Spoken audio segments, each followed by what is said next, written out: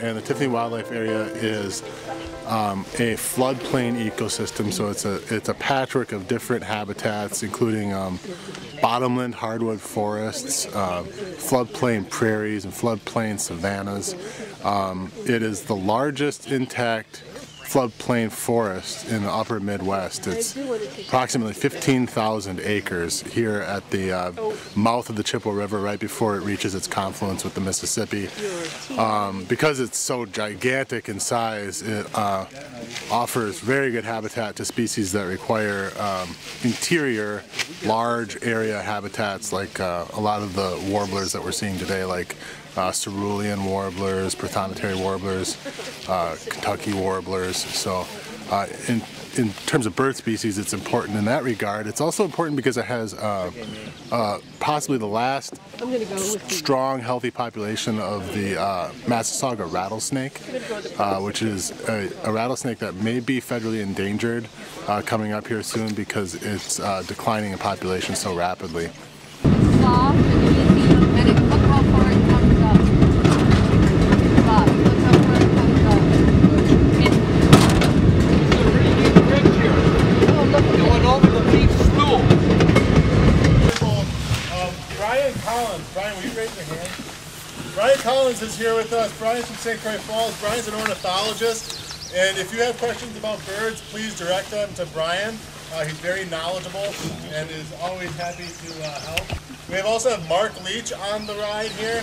Mark is a botanist, so if there's plants or things that you see growing on the ground, you have questions about them, Mark can try to help you with those. My name's Bill Hogseth, and I'm with the Prairie Enthusiasts, and we really appreciate you guys coming out today and hope you have a lot of fun.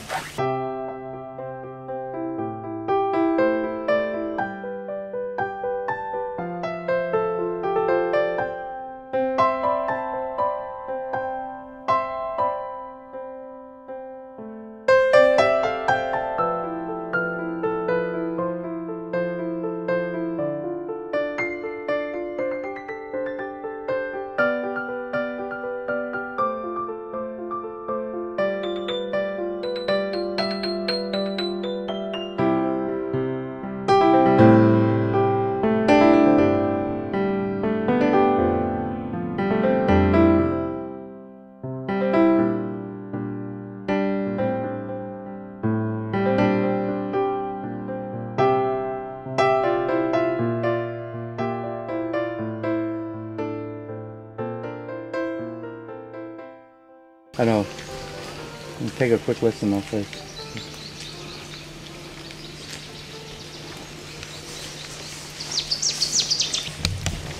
Okay, here we go.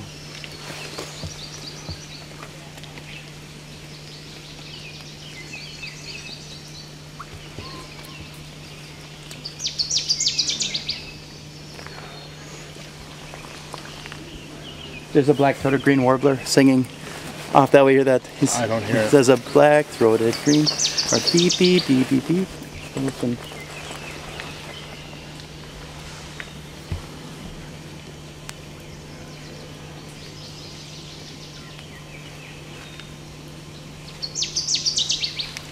Oh, that's pretty.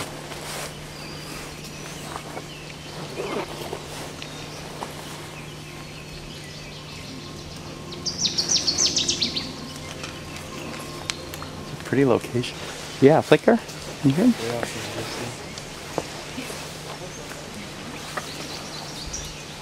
The black-throated green warbler was over this way. We got northern water thrush, I think we already have. And then, yeah, the flicker. I still don't think I've put American robin.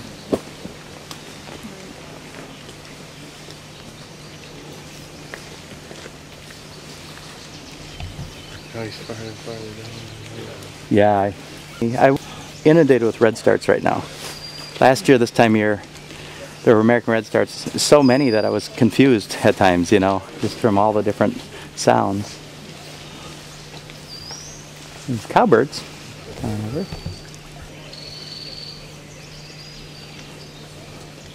Most of those sounds are brown-headed cowbird. Yeah, it's way over here now. Hear that glassy suck, suck. Oh, that's the prothonotary? What's significant about the prothonotary? How do you spell that? Prothonotary, P-R-O-N-A-T-A-R-Y. No, yeah, A-T-A-R-Y. Prothonotary. Is this a rare warbler? It's in forests with flooded areas. They nest there. It's a large golden colored wood warbler that nests in like hollowed out snags like this over open water. And it's much sought after because they're so colorful and they're big. And we didn't see them last year. No, but they're usually by the 1st of May. They're here. And yeah. So I know perfect people, habitat here. Yeah, this is really good. And, You want us to move up? What is the native prairie plant? Dry prairie. But it looks like it's a bud already. What is it, Bill? Oh, maybe not. We're debating. Oh, okay. That's what I love. People Yeah. know what they're doing debating. Yeah, that's a better guess, I think. You think so? Yeah. What do you? That it's round-headed bush clover. We guess it. Yeah, there you go. There you go. Since that seed head's laying there, I mean, maybe, right? You gotta use all the clues that you can find. This is science at work.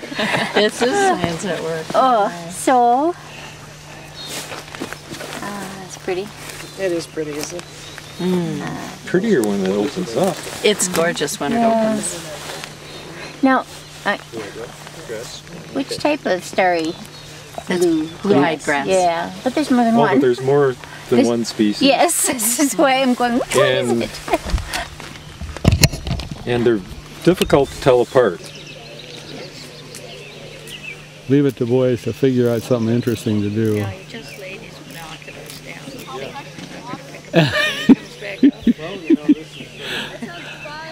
They must be writing, I was here.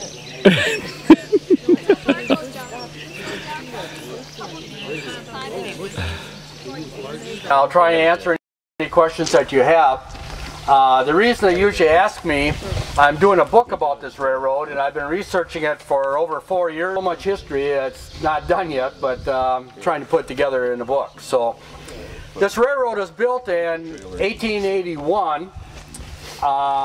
It was incorporated as the Chippewa and Superior Railroad in a river up to, through Durand, up to Eau Claire and Chippewa Falls.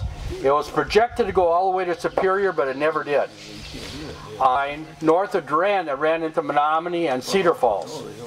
On the south end, the train started in Wabasha, but they crossed the river at Reed's Landing, which is maybe 2 or 3 miles north of Wabasha. And they came across, there was a long trestle across the river. But to allow the steamboats to get through and the log shipments and the lumber rafts, they had a huge, it was 400 feet long. Think of Noah's Ark. It was on a pivot on one end and they could swing that open. The first train ran in 1882. But in the late 1800s up to 1900, the white pine was pretty much depleted. And what was left was hardwoods. The railroads were the method of shipping the hardwoods because the hardwoods don't float in the river, they would sink. The lumber industry ended mainly about 1910 and about all the sawmills are gone. So this railroad existed as a general freight railroad and passengers. It hauled passenger trains, and as time went on, there were less and less passengers, and so this railroad has not run here to Durand since January 1977. Durand still had industries, so they did run freight down from Eau Claire to Durand and back. That railroad lasted until 1882. So it's kind of interesting. July 1882, if I said it. 1882 is the first train. January of 1982 was the last train. So this railroad lasted for almost exactly 100 years. It's really pretty neat because north of Durand, it's all bike trail now. And if you like riding your bicycle, it's just one of the neatest trails. One of the branch goes up to Menominee, and the other branch goes up to Eau Claire. Never caught him. In 1995, a bunch of rail enthusiasts asked NSP or XL Energy as it's known now, if they could run their motor cars on here, and the power company said yes they could. And for $1 a year, our club is able to lease this line.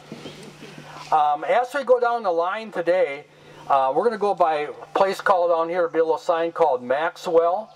It's kind of interesting. It comes up right next to the Chippewa River. And really across the river, you'll see a little village. That is called Ella. Okay, so Ella and Maxwell, the people at Ella in the old days would bring their milk across to ship on the rail. And there was a little siding there. But what I found interesting is called that location Shoofly. So that same location was called Maxwell by railroad, by highway across there, and Shoofly if you're on the boat. And it started back in the early 1900s. There was a businessman from St. Paul that he was bought out by his partners, and in the contract was a non-compete. So he had this money that he was looking to invest with.